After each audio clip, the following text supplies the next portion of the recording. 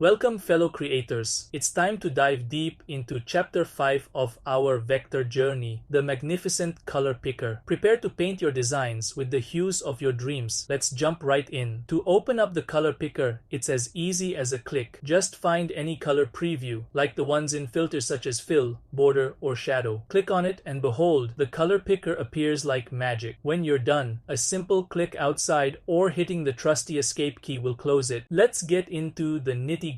Right in the middle of the color picker, you'll find the hue slider. It's like your personal rainbow control center. Click and drag it to set the base color for your design. The world of color is at your fingertips. And right up top, we have the Grand Color panel. This is where you fine-tune the tone of your hue. A simple click or drag within this panel lets you select your desired color. It's like having a palette of endless possibilities. The opacity slider is where you decide how much your color shines through. Two ways to tweak it. You can click and drag the controller, or if you're the precise type, double-click the opacity number and type in your desired percentage. Need quick access to your favorite colors? Below the opacity settings, you'll find frequently used colors. These are your go-to shades, ready at your fingertips. You can even set up to 18 custom colors per page, each with its unique combination. And if one's overstayed, it's welcome. Just give it the boot with the trusty delete key. Time to choose your color language with color modes. Vectr offers 3 flavors: Hex, Standard Mode,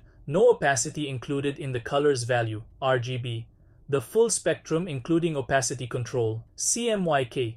For all you print lovers, cyan, magenta, yellow, and black with opacity to boot. But what's this? The eyedropper tool. It's your color scout waiting to pick up colors from the world around you. Activate it, use the magnifier, pick your color, and click to apply. And if you change your mind, escape is key to the rescue. Ever wanted to steal a design style? Well, not exactly steal, but you get the idea. Just select the object with the style you want, press I for the eyedropper, hold down Shift, and click the object you want to grace with that same style. Simplicity at its best. Oh, but here's a pro tip. Make sure your browser is set to 100% zoom view when you're diving into the color picker. Changing the zoom percentage can play tricks on your color accuracy, so keep it at 100% for smooth sailing. That's a wrap for Chapter 5. Design adventurers, the color picker is your ticket to a world of creative possibilities. Let's paint the town with imagination. This is Vis, signing off with a palette of inspiration. Until next time, happy designing.